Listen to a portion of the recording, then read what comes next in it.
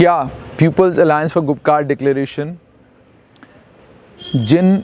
डिस्ट्रिक्टों में कश्मीर घाटी में जीता है, क्या वहाँ पर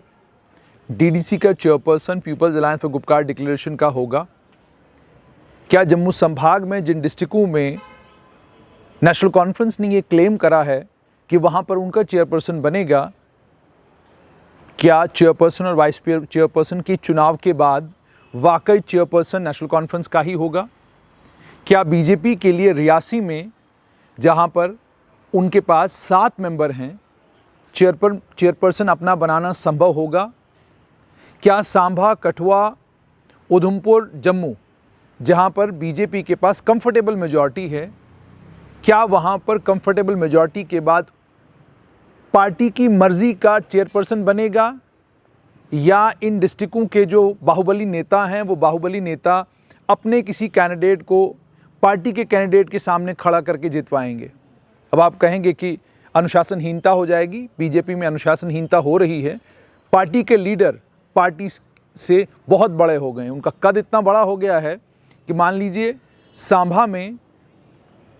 पार्टी किसी को चेयरपर्सन का कैंडिडेट बनाती है और वो बाकी लोगों को पसंद नहीं, तो यकीन मानिए कि किसी और प्रत्याशी को ऐन चुनाव के मौके पर खड़ा किया जा सकता है और वो चुनाव में हिस्सा लेकर चेयरपर्सन बन सकता है। ये सभी संभावनाएं हैं। लेकिन सबसे इम्पॉर्टेंट सवाल ये कि रूरल डेवलपमेंट विभाग ने जो सीक्रेट बैलेट के ज़रिए चेयरपर्सन और वाइस चेयरपर्सन बनाने का ये जो एक नया कानून बनाया है, सीक्रेट बैलेट का मतलब क्या है? सीक्रेट बैलेट का मतलब ये है कि आपने किसको वोट डाला ये किसी को पता नहीं चलेगा। आप जिस पार्टी से हैं, आपको पार्टी ने जिस कैंडिडेट को चेयरपर्सन के पद के लिए खड़ा किया है, आपको वो पसंद नहीं, आप उसके खिलाफ भी वोट डाल सकते हैं। यानी साफ तौर पर ये मतलब कि जहां पर national conference, people's conference, PDP या अन्य दलों को लग रहा है कि कंफर्टेबली हम अपना चेयरपर्सन बनाएंगे और इस डिस्ट्रिक्ट डेवलपमेंट काउंसिल पर हम लोगों का कब्ज़ा होगा और सियासी तौर पर हम लोग यहाँ ये तय करेंगे कि आने वाले समय में यहाँ किस तरह की राजनीति होगी और डेवलपमेंट के किन कामों को प्रायोरिटाइज़ किया जाएगा, वो हम लोग तय करेंगे। सीक्रेट बैलेट कहीं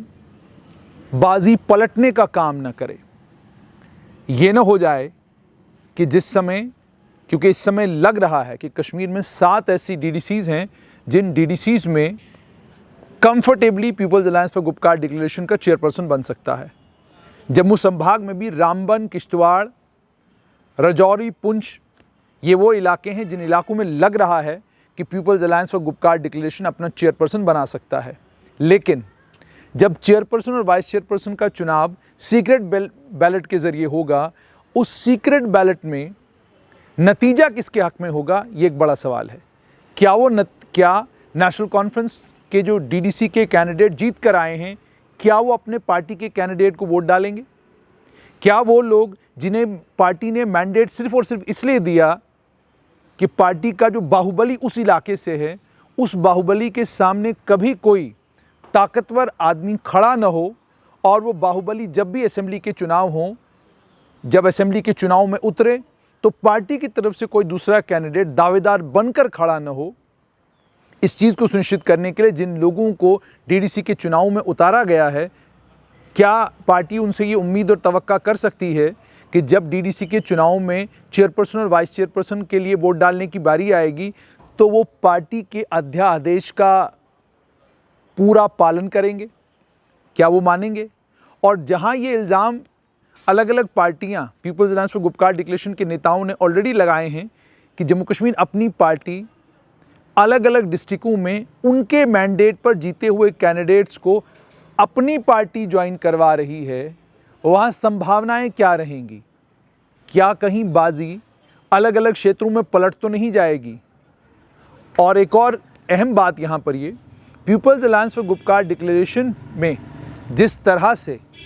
अलग अलग जो कॉन्स्टिट्यूएंट्स हैं वो कॉन्स्टिट्यूएंट्स आपस में लड़ना शुरू हो गए हैं, और जिसको लेकर डॉक्टर फारूक अब्दुल्ला जो people's alliance for Gupkar declaration के नेता भी हैं और नेशनल कॉन्फ्रेंस के अध्यक्ष और नेता भी हैं, उन्होंने कहा people's alliance for Gupkar declaration में जितनी भी पार्टीज़ हैं वो आज भी एक प्लेटफॉर्म पर हैं और 370 और 35A के रिस्टोरेशन के लिए तमाम पार्टियां लड़ेंगी, मगर अंदर खाने जब से नेशनल इन्वेस्टिगेटिंग एजेंसी ने पीडीपी की अध्यक्षा महबूबा मुफ्ती के करीबी जितने भी हैं उन लोगों को गिरफ्तार किया है या उन लोगों के खिलाफ कार्रवाइयां करनी शुरू की हैं, नेशनल कॉन्फ्रेंस के नेताओं ने और people's alliance for Gupkar declaration के नेताओं ने एक दूरी बना ली है पीपल्स डेमोक्रेटिक पार्टी से। क्यों वो दूरी बनाई है उसको समझना मुझे लगता है ज़्यादा मुश्किल नहीं है।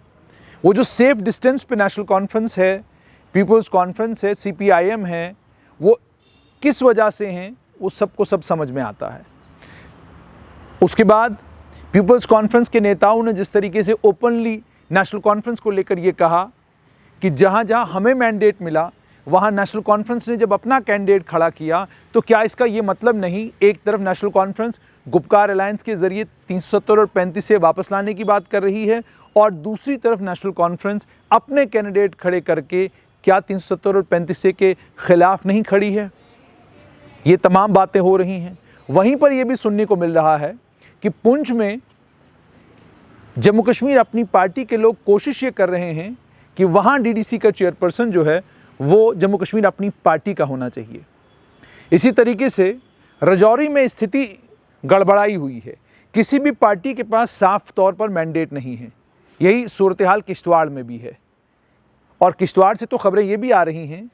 कि जो लोग नेशनल कॉन्फ्रेंस के मैंडेट पर जीते हैं वो लोग भी दाएं बाएं पार्टियों के साथ फ़ोन पर भी राब्ता कर रहे हैं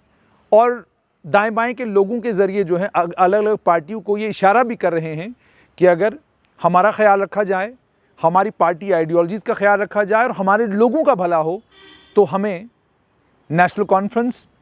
में रहने की कोई ज़रूरत नहीं। ये खबरें आम हैं। अब इनमें सच्चाई कितनी है वो इन पार्टियों के लीडर जानेंगे। और उसके बाद एक और चीज़ कि आप किसी का टेलीफोन तो सुन सकते हैं, उसकी रिकॉर्डिंग तो कर सकते हैं, लेकिन व्हाट्सअप की रिकॉर्डिंग करना ज़रा मुश्किल है। तो लोग आजकल व्हाट्सअप कॉल का ज़बरदस्त इस्तेमाल कर रहे हैं और संपर्क में सबके साथ हैं। तो इन स्थितियों में रूरल डेवलपमेंट डिपार्टमेंट ने DDC के चुनाव के ख़त्म होने के बाद चेयरपर्सन और वाइस चेयरपर्सन के जो चुनाव होने हैं इन्हें बड़ा दिलचस्प कर दिया है। दिलचस्प इसलिए किया है क्योंकि मैं और आप ये सोच कर बैठे हैं कि 7 कश्मीर के 10 डिस्ट्रिक्टों में से 7 डिस्ट्रिक्टों में साफ तौर पे गुपकार अलायंस के चेयरपर्सन बनेंगे, जम्मू संभाग में 4 डिस्ट्रिक्टों में गुपकार अलायंस के चेयरपर्सन बनेंगे, 6 में BJP के चेयरपर्सन बनेंगे, 3 ऐसी DDCs हैं कश्मीर घाटी में जहां पर जम्मू कश्मीर अपनी पार्टी अपने चेयरपर्सन बना सकती है। लेकिन जिस दिन चुनाव होंगे चेयरपर्सन के, उस दिन शाम तक हम सब की नज़र अब नतीजों के ऊपर होनी चाहिए, क्योंकि नतीजे बड़े इंटरेस्टिंग होने जा रहे हैं और बहुत सारा उलटफेर जो है वो DDC के चेयरपर्सन और वाइस चेयरपर्सन का जिस दिन चुनाव होना है उस दिन होने जा रहा है। जो पार्टियां इस चीज़ को लेकर एश्योर्ड हैं कि जो DDC के लोग उनके मैंडेट पर जीत कर आए हैं या गुपकार अलायंस के मैंडेट पर जीत कर आए हैं, BJP के मैंडेट पर जीत कर आए हैं या कांग्रेस के मैंडेट पर जीत कर आए हैं, जिन पार्टियों को ये श्योरिटी है कि उनकी पार्टी के मैंडेट पर जीते हुए लोग उन्हीं को के कैंडिडेट को चेयरपर्सन के पद के लिए वोट डालेंगे, उन्हें ये याद रखना होगा कि एंटी डिफेक्शन का कानून लेजिस्लेटिव असेंबली के चुनावों के बाद अलग अलग पार्टी के मेंबरान पर लागू होता है, लेकिन DDC के चुनावों को लेकर किसी भी किस्म का कोई एंटी डिफेक्शन लॉ अभी तक नहीं आया है। तो अगर पार्टी के मैंडेट के खिलाफ जाकर किसी भी कैंडिडेट ने किसी भी जगह किसी दूसरी पार्टी को वोट दिया तो पार्टी उसके खिलाफ कोई कानूनी कार्रवाई नहीं कर सकती। और वैसे भी जम्मू कश्मीर में आजकल मौसम है पार्टियां बदलने का। जब PDP BJP की सरकार जम्मू कश्मीर में अचानक रातों रात गिर गई थी या BJP ने अपना समर्थन वापस लेकर उस सरकार को गिराया था, तो बहुत सारे लोग जो PDP में थे वो पार्टी छोड़कर नेशनल कॉन्फ्रेंस में चले गए थे इस विचार से कि अब आने वाले समय में तो नेशनल कॉन्फ्रेंस आएगी, तो चलिए इस पार्टी में चले जाते हैं, ठीक पार्टी है। बड़े सारे ब्यूरोक्रेट, रिटायर्ड ब्यूरोक्रेट्स, वो लोग भी नेशनल कॉन्फ्रेंस ज्वाइन कर गए थे। लेकिन 5 अगस्त 2019 हुआ। 5 अगस्त 2019 के बाद ये जो फ्लोटिंग लीडर्स हैं, जिनको फ्लोटिंग लीडर्स में इसलिए कहता हूं कि जैसे जैसे मौसम बदलता है वैसे वैसे इनकी पार्टी बदलती है। तो ये फ्लोटिंग लीडर्स अब नेशनल कॉन्फ्रेंस छोड़कर दो नए अल्टरनेटिव्स की ओर देख रहे हैं। एक तरफ बीजेपी, जिसे अब अछूत नहीं मानते ये लोग, और दूसरी तरफ जम्मू कश्मीर अपनी पार्टी, जिसमें ये आने वाला अपना पॉलिटिकल फ्यूचर जो है वो सिक्योर समझते हैं। तो इन समीकरणों को ध्यान में रखते हुए जहां बीजेपी अब जम्मू कश्मीर में किसी के लिए अछूत नहीं रही है, जैसे पहले बीजेपी के बारे में था कि जी आप बीजेपी पार्टी जो है आप ज्वाइन कर रहे हैं तो आप यूँ लगता था कि वोटर आपको वोट नहीं करेगा, लेकिन अब सबको समझ में आ गया है कि बीजेपी भी बाकी राजनीतिक दलों की तरह एक दल है, इनकी अपनी एक आइडियोलॉजी, अपनी एक सोच है, लेकिन इस दल में भी हमारा पॉलिटिकल फ्यूचर अगर सिक्योर है और लोग अब चूंकि वोट भी देने लगे हैं तो चलिए ठीक है इस पार्टी को ज्वाइन करते हैं। तो इन चीज़ों को ध्यान में रखते हुए गुपकार अलायंस के जितने भी लोग हैं, मुझे लगता है कि उन्हें 4-4 बार नहीं बल्कि जिस दिन चेयरपर्सन का चुनाव भी होगा उस दिन भी 5 बार ओथ लेनी होगी तमाम मेंबरान से कि भाई आप जा तो रहे हो, मेहरबानी करके वोट अपने कैंडिडेट को देना। ये ना हो